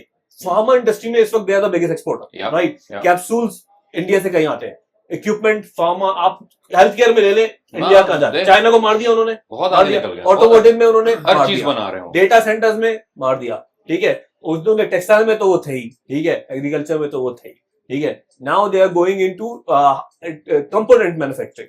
The point I am making following कि पॉलिसी स्ट्रेटजी लाए, they changed to a manufacturing, their GDP has gone 8% towards manufacturing, right? Now too much so कि वो चाइना से जाके अभी जो ब्रिक में हुआ है, उन्होंने बोल दिया, मैं बोल नहीं सकता, मेरी लैंग्वेज आपको कराची वाली है, वरना एलपीडी कर दिया उन्होंने यूएस को कि हम तीनों मिल जाएंगे, चाइना, रशिया, ब्राजील, ठीक है ना, जो उखाड़ना है उखाड़ लो हमारा, क्योंकि हम नहीं कर रहे ट्रेड. उन्होंने नहीं किया टैरिफ का, अब वो अभी ट्रम्प भाई ने किया. Now my question is following the लंबी thing. If you have to give two things policy wise, a Pakistan government should do, what it will be. And let me tell you why I'm asking this question. I started a podcast called Executive, reviewing what a lot of leaders in Pakistan. अब उसमें आके हर बंदा मुझे बोल रहा है कि जी Pakistan army is now very interested in talking to businessmen. Now Pakistan army got a thing कि we are dependent on the tax of the people, right? There's revenue stream for them, apart from whatever they do. And they want to take more tax from the business people. And business people are dying because so much tax. Tax means lack of innovation. That means lack of opportunity, lack of everything. Now, they know they have to benefit the business and entrepreneurship. So, we have a neighbor who's China tak chala gaya tha, wo to bahut aage na. India was getting faster, right? Now, my question is, Pakistan has to do two things which really going to impact from the policy perspective in Pakistan. And all of you can speak. What are two things you would say? देखिए, मैं एक बात बोलूंगा, एक बात बोलूंगा, और वो बहुत ही ज्यादा इंपॉर्टेंट है, और ये चीज हमें लैक कर रही है पाकिस्तान के अंदर, और एज पाकिस्तानीज हमें लैक कर रही है कि हमारी पॉलिसी कुछ भी हो वो कंसिस्टेंट नहीं होती है. अच्छा, सबसे बड़ा मसला ये है. क्रिकेट टीम के सिलेक्शन के साथ कुछ भी कर लें आप, किसी चीज की भी सिलेक्शन कर लें. अभी आप उसकी एग्जांपल ले लें, वो डकी भाई अरेस्ट हुआ है, ठीक है. I have no यूट्यूबर जो ये यूट्यूबर, अच्छा, I don't have any kind of sympathy with him. Yeah. But the problem is आपने कोई रूल ऑफ द गेम बनाई ही नहीं है, और आप एक बंदे के लिए एक रूल बना रहे हैं, दूसरे बंदे के लिए दूसरा रूल बना रहे हैं. Again I am saying I don't have any sympathy with him, but at the same time उसको इतना टाइम आप रखा हुआ है पीछे आपने, कोई रीजन तो हो ना. उसी तरह के लोग मैंने देखा है, बहुत सारे उस तरह के कंटेंट बनाते हैं और उसी तरह की चीजों को प्रमोट करते हैं. They are not in behind the bars, but वो है. इसी तरह से और बहुत सारी एग्जांपल्स हैं. जब तक आप पॉलिसी कंसिस्टेंसी नहीं रखेंगे, और यहाँ देख लेना यूएई के अंदर कुछ हो जाए इधर से उधर चले, ये तो आप कह लें कि डिफरेंट किस्म का एक मॉडल है. आप इंडिया को ले लें, एग्जांपल आप अपनी आपने आपको कुछ अभी क्या मिला है अभी influencer licence, that's a policy issue, that's a policy, मतलब अभी से वो देख रहे हैं. वो बताएं ना आप जरा उसके बारे में. बेसिकली मुझे अभी यूएई की जो गवर्नमेंट है उन्होंने जो है ना कहा है, जो भी फाइनेंशियली जो लोग फाइनेंशियल लिटरेसी या फाइनेंशियल बेसिस पे कंटेंट बना रहे हैं, उनको ऐसे नहीं बना सकते वो. उनको फाइनेंशियल इन्फ्लुएंसर के लाइसेंस चाहिए. अच्छा, पहले मैं परेशान हो गया, मैंने कहा यार ये लाइसेंस, मैं तो एक इंजीनियर हूँ, डिग्री मेरी मास्टर्स की भी है, लेकिन सब कुछ रिलेटेड टू टेक्निकल है. So let's say if they ask me to have a CPA CFA कोई इस तरह की चीज करने को बोल दी तो मैं तो नहीं कर पाऊंगा. सही है. But at the back of my mind ये भी था कि यार ये यूएई है, इसके अंदर जो है ना लॉजिक से चलते होते हैं पीछे. मैंने उनको पूरा अपना बायोडेटा भेजा, सीवी भेजा, मैंने उनको अपनी लिंक्डइन प्रोफाइल भेजी, यूट्यूब भेजा, सब कुछ भेजा. और उसमें आई थिंक, और जब बिल्कुल शुरू में हुआ था ना, मेरा आई थिंक 20th नंबर है जो इन्फ्लुएंसर का नंबर. आई थिंक अब तो शायद कोई 200 से ऊपर चले गए, बट उस वक्त मेरा 20th नंबर था, क्योंकि मैं आई वाज रियली कॉशियस कि मैं कोई ऐसी चीज ना कर दूं कि जो अगेंस्ट द लॉ जा रही है. तो मैंने फौरन उसको अप्लाई किया, और गुड थिंग इज क्योंकि मेरे दिमाग में इतने क्वेश्चन थे, मैंने कहा यार मैं किस किस चीज को, और ये लोग मुझे किस तरह से जज कर रहे हो. ये एक ऐसी डोमेन है जिसके अंदर किसी को जज करना, अगर मैं पाकिस्तानी किसी को बोल दूं ना, पाकिस्तान गवर्नमेंट में जाकर के मुझे इस चीज का लाइसेंस चाहिए, आई नो कि वहां पर किस तरह के मसले शुरू हो जाएंगे. बट यहाँ पर उन्होंने कुछ चीजें ईमेल पे मांगी मुझसे, मैंने उनको वो सारी चीजें दी, इंक्लूडिंग माई लेट्स से ये पुलिस सर्टिफिकेट और 10,000 चीजें और, कि आपका बैंक डिफॉल्ट नहीं होना चाहिए, क्योंकि एमिरेट्स आईडी से सब कुछ लिंक्ड है ना. यहाँ पर आपको पता है एमिरेट्स आईडी दे दी, आपको सब खुल के सामने आ जाएगा. सो टू माय सरप्राइज मैंने एक दफा उनसे फॉलो अप किया एक हफ्ते बाद कि भाई मुझे बताओ, कि मैं तो कंटेंट बना रहा था उस वक्त, मुझे नहीं पता था, क्योंकि उन्होंने एक एम्बार्गो तो लगा दिया था कि आप नहीं कर सकते जब तक कि आपको लाइसेंस नहीं मिला. लेकिन मैंने अप्लाई कर दिया था, मैं कंटेंट भी बना रहा था. एक दफा ईमेल की मैंने, एक हफ्ते बाद उन्होंने रिप्लाई नहीं किया. 1.5 हफ्ते बाद उनका खुद ही रिप्लाई आ गया कि ये आपका लाइसेंस है and it is for you for 3 years.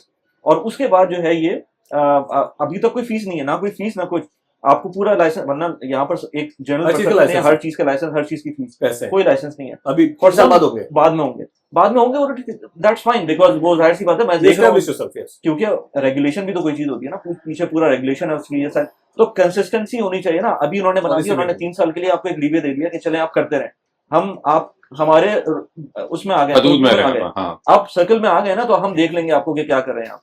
But आपकी पॉलिसी तो हो ना. अब slowly and gradually policy clear होनी चाहिए. पाकिस्तान में वो चीज नहीं होती है किसी चीज की भी. आप कुछ एक चीज बता दें, गाड़ियों को ले लें, गाड़ियों की इंपोर्ट आज खुल रही है, कल बंद हो रही है, इतनी सारी कंपनीज आ गई हैं, अब वो घर आप लीज पे ऊपर बेच सकते हैं, अब नहीं बेच सकते, बना सकते हैं, अब नहीं बना पाकिस्तान सकते। में इंपोर्ट कर सकते हैं गाड़ियां, आज भी कर सकते हैं, कल नहीं कर सकते, इतने सीसी कर सकते हैं। हर गवर्नमेंट क्या विद इन गवर्नमेंट बहुत सारी चीजें हर चीज erratic with in government. With in ठीक है, गवर्नमेंट। अहमद भाई। देखिए मैं बिल्कुल पॉलिसी पर्सपेक्टिव में पहले बात करूंगा, उसके बाद एक मैं थोड़ी सी मॉरल पर्सपेक्टिव में बात करूंगा, लेकिन बहुत इंपॉर्टेंट है किसी भी कंट्री के लिए। पॉलिसी पर्सपेक्टिव के अंदर बात यह है कि हर ओवर रेगुलेटेड कंट्री जो है वो बड़ी चैलेंज होते हैं उसके लिए ग्रो करना। सही है। तो Definitely. Pakistan number 1 over regulated Is it? It is over regulated. दूसरी बात ये कि उस रेगुलेशन की इंटरप्रिटेशन जो है ना, वो दैट्स अलग- not clear. So any secretary of an institution, अगर फाइनेंस सेक्रेटरी है तो वो एक ही रेगुलेशन को मल्टीपल तरह से इंटरप्रेट कर सकता है डिपेंडिंग ऑन कि वो, क्योंकि मैंने काफी क्लोजली काम किया है पॉलिसी डोमेन के अंदर पाकिस्तान में और भी कंट्रीज में। एक्सपीरियंस बोल रहा है। वो ऐसा लूप होल रखा जाता है उसमें, जो देखिए पॉलिसी एक होती है, पॉलिसी का ड्राफ्ट बनता है, ठीक है, उसमें ये फीचर होने चाहिए वगैरह वगैरह, फिर वो जाता है लीगल डिपार्टमेंट या लॉ डिपार्टमेंट में, लॉ डिपार्टमेंट उसको ड्राफ्ट करता है पॉलिसी को, और फोकस डिस्कशन भी होते हैं, फोकस ग्रुप डिस्कशन भी होते हैं, सब कुछ भी होते हैं। ऑनेस्टली स्पीकिंग यहाँ बैठ के मैं ये बात कर भी सकता हूँ कि मैंने ये देखा है कि वो जो लूप होल होते हैं ना, वो बड़े डिजास्टरस होते हैं। या तो आप किसी को स्ट्रेट जैकेट में बंद कर दें, policy is not about putting people in straitjacket, policy is about giving them an opportunity to prosper. तो जिस कंट्री में policy is not developed based on the prosperity perspective, वो बड़ा चैलेंज होता है, ठीक है ना। ये कह देना बहुत आसान है जो मैं कह रहा हूँ, मगर अगर आप पॉलिसी को उठा के देखें तो आपको हर जगह लगता है क्यों चैलेंज आ रहे हैं लोगों को, इसलिए चैलेंज आ रहे हैं कि वो पॉलिसी उस पर्टिकुलर चीज के लिए नहीं बनाई गई, तो उसकी इंटरप्रिटेशन मुख्तलिफ है। दूसरा पॉइंट ना बहुत इंपॉर्टेंट है, देखें जिस कौम की उम्मीद मर जाती है ना, वो कौम तरक्की नहीं कर सकती। मुझे जो चीज नजर आती है ना अनफॉर्चुनेटली पाकिस्तान में, वही तो पाकिस्तानियों की ना उम्मीद मर गई है। They are frustrated because they see corruption right under their nose. They are corrupt themselves because they have to be part of the corrupt system. अगर वो नहीं करे, पुलिस वाले को ब्राइब नहीं करेंगे तो कैसे हो? अभी किसी ने कहा था ना पाकिस्तान में गया तो बोल रहा है यार अभी तो कोई ब्राइब देके काम भी करता है, उसको थैंक यू बोलते हैं, कम से कम लेके करता रहे। वो भी नहीं, बालों का वो भी नहीं सिस्टम का करते। हिस्सा बनना पड़ता है आपको। मैं आपको बताऊं ना, एक छोटी सी एक मिसाल दे रहा हूँ इस पे, आई थिंक विदाउट मिसाल फिर चाहे उसकी वैल्यू नहीं होगी। मेरा जो पाकिस्तान में घर था वो 160 गज का, मेरा घर से मेरी वालदा के नाम था, मेरी वालदा जो है वो विडो थी, और अकॉर्डिंग टू केएमसी उस कैटेगरी के घर के ऊपर जो प्रॉपर्टी टैक्स है वो वेव हो जाता है, मगर वो आपको हर साल उसका वेवर के लिए अप्लाई करना पड़ता है। अब ये पॉलिसी फ्लॉ है या नहीं है कि एक औरत जो कि बेवा है, जो कि एजेड है, वो इन पर्सन वो फॉर्म लेके जाएगी, वो लाइनों में धूप में खड़ी होगी, और उसके बाद फिर उसको वो उसको लाइफ वेवर मिलेगा, और वेवर क्यों के लिए भी उसको 500 रुपए देने पड़ेंगे, कि वो वेवर का फॉर्म ही नहीं लेगा जब तक वो 500 रुपए नहीं देंगे, ठीक है। तो and this is the fact that क्योंकि मैंने भुगता, किस तरीके से मेरी वालदा नहीं जा सकती थी, और वो इत्तेफाक से वो तो एक दफा तो उस वक्त पे उसकी टाइम आ गई जब वो इद्दत में थी, कैसे जाएंगी। तो आप ओवर रेगुलेट कर रहे हैं, और आप इतनी अथॉरिटी दे रहे हैं गवर्नमेंट के जो मुलाजमीन है कि वो उसको फिर अपने हिसाब से इंटरप्रेट करें, आप खुद नहीं कर सकते। तो मेरे ख्याल में दो चीजें हैं कि you know, how do we motivate people? We motivate people by giving them the opportunity, by providing them the level playing field. आज बिल्कुल कराची की गुलशन इकबाल की जो रोड है जो खुदी हुई है, और अगले इवन मेयर को नहीं पता कि अगले कितने साल खुदी रहेगी, क्यों? उसकी वजह ये है कि वो खोद दी गई without keeping futuristic cost increase in mind, and he said it openly. और मैं सरप्राइज हुआ कि बिलियंस ऑफ रुपीस का प्रोजेक्ट है वो, और आपने उसकी कॉस्ट एस्केलेशन का को बिल्ट इन नहीं किया। अब वो जो खुद गया उसका क्या होगा? So these are some of the things that we need to keep in mind, जो कि आसान हो सकती हैं, इनको आसान करना बहुत आसान है। हाँ जी, एक सेकंड। आई वुड से कि टैक्स रिबेट मिलना चाहिए on import, on sorry export. Pakistani manufactured items अगर बाहर आप भेजें उसको कंपनीज को गवर्नमेंट की तरफ से टैक्स, क्योंकि टैक्स की चोकिंग इतनी हो गई है कि वो चीज आपकी ग्लोबल मार्केट प्लेस में उसकी प्राइस ही नहीं बन पाती कि आप कम्पीट कर पाए। चाहे वो लोकल कॉस्ट ऑफ प्रोडक्शन है, उस पर ये टैक्स, उस पर ये टैक्स, ये टैक्स, सुपर टैक्स, पता नहीं कौन कौन से टैक्स लेता, तो आप compete नहीं कर पा रहे हैं। तो अगेन जैसे वो मैन्युफैक्चरिंग की, उन्होंने वो मेक इन इंडिया किया, तो उन्होंने एक्सपोर्ट करने को भी बहुत सपोर्ट किया। तो हम एक्सपोर्ट को सपोर्ट तो करें, हम वो सपोर्ट नहीं दे पा रहे हैं। I think that's the only take I have. चले तो मैं मुदस्सिर, हाँ, आखिरी बात ये बोलूंगा, yes. आपने बिल्कुल सही बात करी, कंसेस पॉलिसी आपने बात करी कि जी माइंड मोरल की बात करी है, उससे पहले आपने policy over regulation over regulation, बिल्कुल वैलिड बात है, आपने ट्रेड की बात करी। लेकिन I think they all of these 3 points you mention, I think they are consequence, they are the outcome. Now उसको मैं थोड़ा सा बैक लेके जाऊंगा, 2 मिसाल। तो अगर मैं आपसे पूछूं कि पाकिस्तान में लास्ट ईयर के बजट हुआ है, उसमें एजुकेशन का बजट कितना था और आर्मी को कितना गया, किसी को पता है?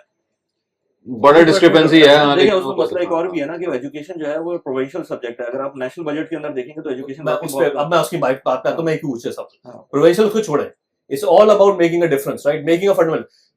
अगर आप पाकिस्तान को लेना, सर अहमद खान को क्यों जानते हैं हम लोग कि जी उन्होंने कहा था कि इंग्लिश पढ़ो। इंग्लिश पढ़ो, क्योंकि जी अलीगढ़ यूनिवर्सिटी उन्होंने बताई थी कि अगर आप पढ़ेंगे नहीं, उसको बोलते थे मुसलमानों की तोपे। He knew if you do not upskill yourself or learn the language, you will not be able to create the mindset। वो 1887 में बनी थी, ठीक है, और 1887 का आउटकम आया है 70 साल बाद 1947 में, ठीक है, but he knew the outcome of that। Now Modi knew it, and I'm gonna give you examples for this। China में भी, जर्मनी बचपन से लेके education free, innovation. UK even though bachelor से जाओ सब्सिडाइज फीस है, लेकिन आप लोन लेके पढ़ सकते हैं। Canada the same, US the same, Spain the same, Italy the same, right, you Singapore the same. You pick any country, right, where who has been innovated in last 20 years, you will find one common denominator in this. The one common denominator is government, provisional and national, have put very very specific clear policy, budget wise, resources wise, to बच्चों को आगे से लेके जाना। Japan is Japan because वो तो सिखाते ही moral यार, बच्चों को 7 साल तक तो मोरल सिखाते हैं, उसके बाद टैक्स सिखाते हैं। उनके तो मतलब literally why Japanese behave the way Japanese, because वो बच्चे को शुरू के प्राइमरी तक सिर्फ मोरल सिखाते हैं। तो जब भी जब ट्रेन आती है, सब लाइन के पीछे खड़े होते हैं, जब ट्रेन खाली होती है फिर जाते हैं, क्यों? जैसा बचपन की training. We are ourselves are not doing it. हर बंदे ने कराची चले जाओ, हर गली में, गंदी गली में स्कूल खुले में, बिजनेस बना रहा है, ठीक है ना, and we are not doing it because government has let it go. Business UAE में भी बिजनेस है, लेकिन is a commercial country, they have regulation. Pakistan बड़े बेसिक सी मिसाल है, इंडिया को ने भी अडॉप्ट किया यूके की तरह, वहां पे स्कूल की रेटिंग है। पाकिस्तान किसी स्कूल की रेटिंग दिखा दो, नहीं, you have no idea, right. यहाँ पे यूएई में तो हम स्कूल में बच्चे का दाखिला नहीं कराते, यू अपने बेचते को बेचते नहीं है उसके अंदर। इसके regulation, so education needs to become, वो जब चेंज होगी तो फिर उम्मीद बढ़ेगी तो जो पढ़े लिखे लोग आएंगे तो रेगुलेशन बनाने आएंगे, उनको चेस करने आएंगे। वो जो पढ़े लिखे लोग आएंगे उनको ट्रेड बनाना भी आएगा, जो पढ़े लिखे लोग आएंगे उनको पॉलिसीज बनानी भी आएंगी। तो all of these you mention is down to हमें, हमारी जो एज है, if I have to put time and effort, and that's why I'm into anticipate, is to go with the grassroots and make sure कि हमारा mindset change हो। आप ज़हीन, और इसकी आखिरी 2 मिसालें दूंगा और एक अच्छी मिसाल भी दूंगा। We are both of NED graduates, right, आप बीडीएस करके आए हो, ठीक है। अब एनईडी का जो क्राउड निकलता था, अब तो निकलना है, बड़ा बिग डिफरेंस है। Now there is one good example actually which has happened again because of the inconsistent policies being screwed, which was जब मुशर्रफ साहब आए थे, उन्होंने हायर एजुकेशन कमीशन बनाया था, ठीक है, ये चीज निकले था उसमें मेरी क्लास में मैं आपको इट्स इनक्रेडिबल स्टैट एक्चुअली, मैं एनईडी के टेक्सटाइल की फर्स्ट बैच में था, ठीक है, we were only 28 people in that batch, 28 who passed out, 32 start हुए थे, 4 गिर गए थे, 38 पास्ड आउट। उन 28 में से ना 7 पीएचडीज हैं, 7। एक बंदा बहुत दोस्त है, 8वें को नहीं मिला, इसकी स्टोरी मैंने आपको बताई थी आपकी पॉडकास्ट में, ठीक है। Now, out of these 7 PhDs, so I am company funded. 6 of them are HEG, higher education funded. वो सब मैंने नहीं पढ़ाया था, उनको भेजा, 2 को चाइना में, 2 को जर्मनी, 2 को यूके में, fully funded, come back. All of them are professors actually, right? Contributing to that into so it was done in a right way. अपना उसके बाद गवर्नमेंट आई, अपना जरदारी साहब की, उन्होंने खत्म कर दिया, अल्लाह खैर से अल्लाह। So the proof is in the pudding. Once somebody come with a good initiative, मैं अताउर रहमान, डॉक्टर अताउर रहमान से स्वीडन में मिला था, and he was the ambassador for higher education. Educated guy, right mindset, patent, research papers, everything, right? When he spoke about higher education, I mean, he can sell education to anybody. We have minds, we just have to use them. Right, सही, जबरदस्त, बिल्कुल सही। Thank you everyone. इसी note पे जो है ना हम मेरे ख्याल से फिनिश करते हैं। Anything you guys want to say towards the end, या फिर हम इसको ऐसे ही एंड कर दें? I think thank you very much for coming. Thank you for having us. Thank you for great coffee. Pleasure, Good man. gathering. जबरदस्त। Who's paying? वो आप लोग, आप तो मेहमान हैं, आप लोग, अच्छा, सही। मसला नहीं है। हम पे कर देंगे। हाँ, ठीक है। चले, जबरदस्त, Thank you, thank you, thank you, thank you, thank you, thank thank you, you. Okay.